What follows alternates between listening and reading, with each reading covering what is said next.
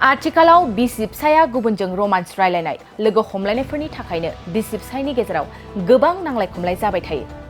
बेखौ लानानै नोंथांमोननि गेजेराव बड'लेण्ड बुब्लिया मोनसे बिग आपडेट लानानै फैदों। बिसि फिसाय सानैबो गुबुन बिसि फिसायजों थानायाव जेबो हेंथा गैया। बे गेदेर खौरांखौ दिल्ली गोजौ बिजिरसालिया फोसावदों। बिसि फिसाय थासेयावबो नोंथांनि मोजां मोननाय बिसि फिसायजों लिभिं रिलेशनशिपआव जयै थानो हागोन नोंथाङा। सानैनिबो गेजेराव गोरोबलायनाय दंब्ला नोंथांमोना लिभिं रिलेशनशिपआव जयै थानो हासिगोन। सानैनिबो गेजेराव गोरोबलायनाय दंब्ला बेयो सरकारनि आयेन बायदियै जेबो दाय जाया होननानै दिल्ली गोजौ बिजिरसालिया फोसावदों। समाजनि नेमखान्थि बायदियै दायब्लाबो गोजौ बिजिरसालिनि आयेन बायदियै जेबो दाय जानाय नङा। गोबां समाजारिफ्रा बेखौ गनायनानै लानो हाया जानांगौ, नाथाय गोजौ बिजिरसालिनि आयेन बायदियै नोंथांखौ जेबो दायनिगिरि साजायनो हानाय नङा।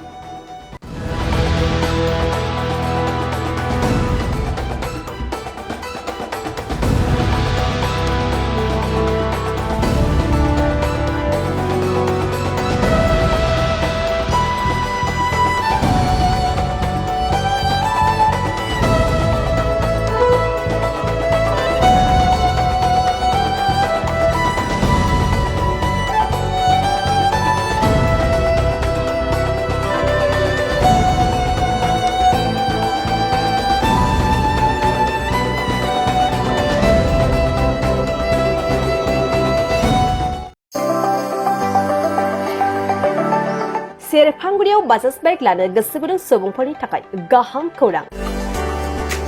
सेरफांगुरियाव थानाय पंका एन्टारप्राइज बाजाज श'रुमआ फैगौ 25 सेप्तेम्बरनिफ्राय 29 सेप्तेम्बरसिम मेगा लन काम एक्सचेन्ज मेला खुंफुंगोन। बायगिरि बिथांमोननो आरसि इन्सुरेन्स लाफानानै 10,999 रां बेसेनावनो लवेस्ट डाउन पेमेन्ट होनानै बाइक लानो हागोन आरो 500 रां होग्रोनानै गोसोबायदि बाइकखौ आवग्रिना दोननो हागोन।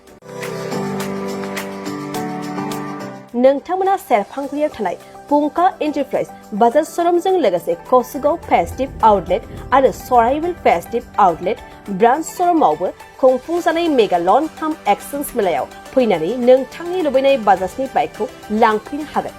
पंका एन्टारप्राइज बाजाज श'रुमआ लोगोसे मोजां अफार लाफादेरदों।